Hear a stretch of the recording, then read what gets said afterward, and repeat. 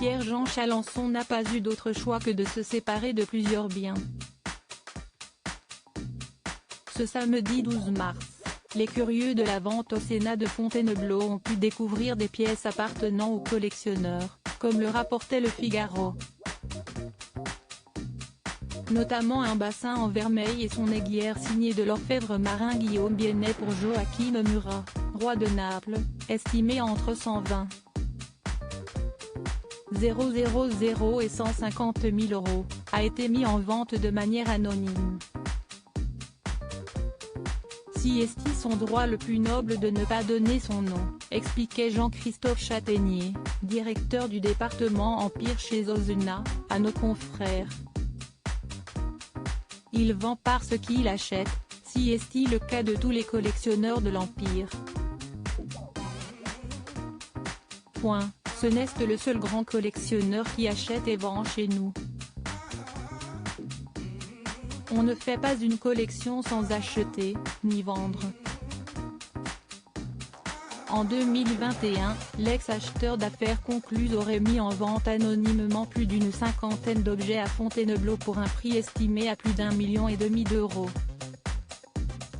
Effectivement, j'ai vendu, pas par gaieté de cœur, pour payer les frais financiers de mon palais Vivienne pour lequel je me suis endetté à l'achat, soit 30 000 à 40 000 € par mois, alors que je n'ai reçu aucune aide de l'État pendant la pandémie, a-t-il expliqué au Figaro. Au lieu de couper le tronc, j'ai donc préféré couper les branches de ma collection.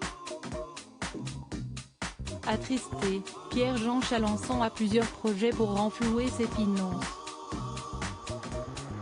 J'ai en vue le musée de Saint-Omer et vais me lancer dans les NFT, jetons non fongibles, de Napoléon, un énorme musée virtuel, a-t-il ajouté, expliquant vouloir faire du cinéma et des émissions de télé et radio. Pierre-Jean Chalancon, j'ai perdu de l'argent parce que j'ai toujours payé trop cher. S'il se fait discret lorsqu'il s'agit d'évoquer sa situation financière, Pierre-Jean Chalancon est plus loquace pour revenir sur sa participation à Affaires conclues. Vous savez ce que t'est notre loge pour les acheteurs? C'était les toilettes où allait Sophie d'avant. Il y avait un petit frigo avec des souris et des rats. On ne pouvait pas se reposer, si ce n'est dans le décor, dans un petit canapé, s'est-il agacé sur les ondes de Sud Radio. Quand on fait les scores d'audience qu'on faisait.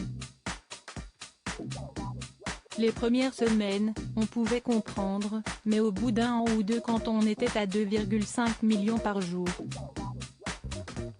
Si est pour ça que j'ai dit qu'on était un peu traité comme de la merde. Mais tout est relatif. Et de revenir sur son départ fracassant, j'ai perdu de l'argent parce que j'ai toujours payé trop cher. Je ne suis pas marchand, je suis collectionneur. Loading widget.